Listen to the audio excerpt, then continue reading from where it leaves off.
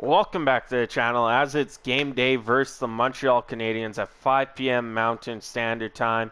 But before we get into the game tonight and all the lineups and stuff, Colton Sevier was placed on waivers yesterday. He is cleared and will be assigned to the taxi squad. Gives us that guy that could come in still and give us the depth on the penalty kill and the fourth line. With that move, William Legwand, after being placed on the taxi squad yesterday, has been recalled to the team just for the whole cap purpose reasons. That's what they have to do. So William Legwand is on the team's roster. Colton Sevier is on the taxi squad. And let's go from there. For tonight's game, before we get into the lineups, Kane will make his debut, like they said yesterday in the interview.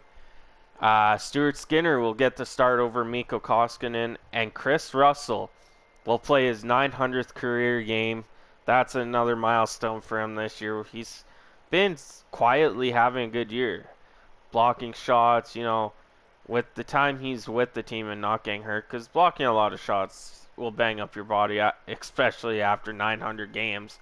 But congrats to Chris Russell on hitting the 900 game mark.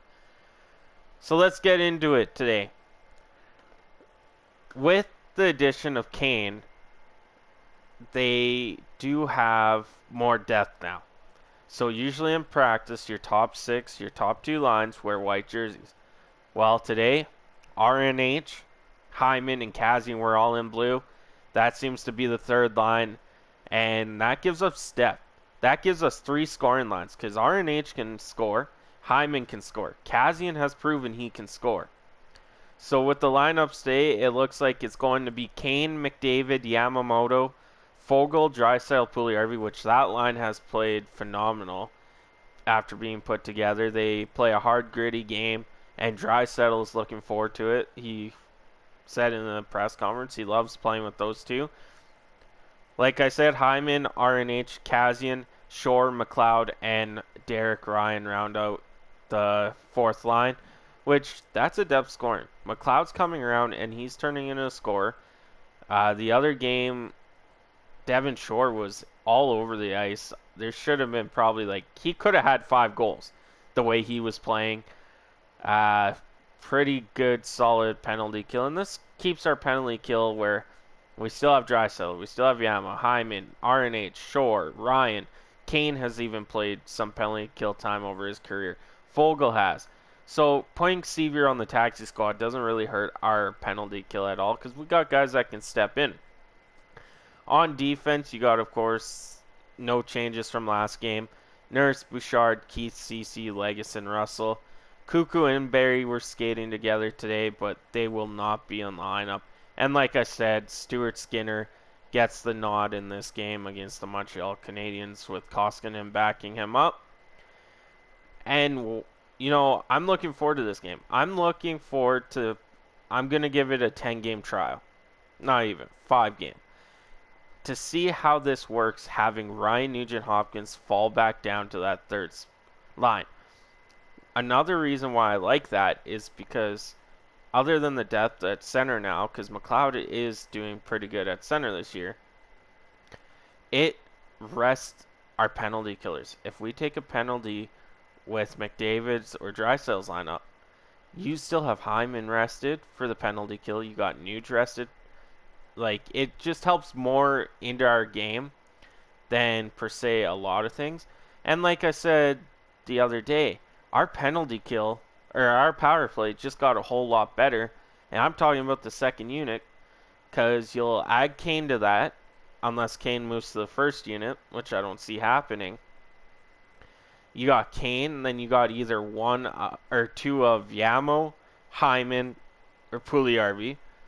So right there you got those guys. Then you add Darnell Nurse on, and ultimately you could add Ryan McLeod to that power play unit, and he would be great for that. Or you do put Duncan Keith back with Nurse on there, and all of a sudden, instead of we have 1 solid power play unit and nothing else, we got 2 power plays, which that second power play unit is more than likely better than half of the league's first line power play units, if I'm being honest. Because who has scores like that on their on their first power play unit that can actually produce like these guys can once they get it going? So that's the news for today. I'm looking forward to this third line. I am. I think Kazian can bring a spark. If it's not Kazian, you can move Derek Ryan to center on the fourth, put Ryan McLeod on there, which would work just as well. Anyway, like I said, game time is at 5 p.m. Mountain time, so 2.5 hours away.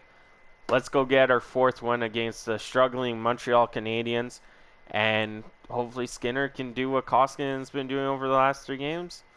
And I'm looking forward to a good game. And it just was reported, no Brendan Gallagher tonight. So that's even better news for the Edmonton Oilers, as he will not be playing for the Montreal Canadiens. And that helps us even more. And before I let you guys go, having 3 lines plays a part on how Teams D will play. Instead of only running 2 lines where the other team's defense, they could play their top 2 against those 2 lines. Well, now they're forced to play their third line against a line like Hyman, Nuge, and Kazian. That's a recipe for disaster if those guys can get it going. And RNH has been phenomenal since his return. But anyway, that's the game review or game preview. You guys have a great rest of your day. Enjoy the game. I'll catch you after the game. Let's go for those 2 points and get back into this playoff push that they need. Stay safe out there. Catch you later.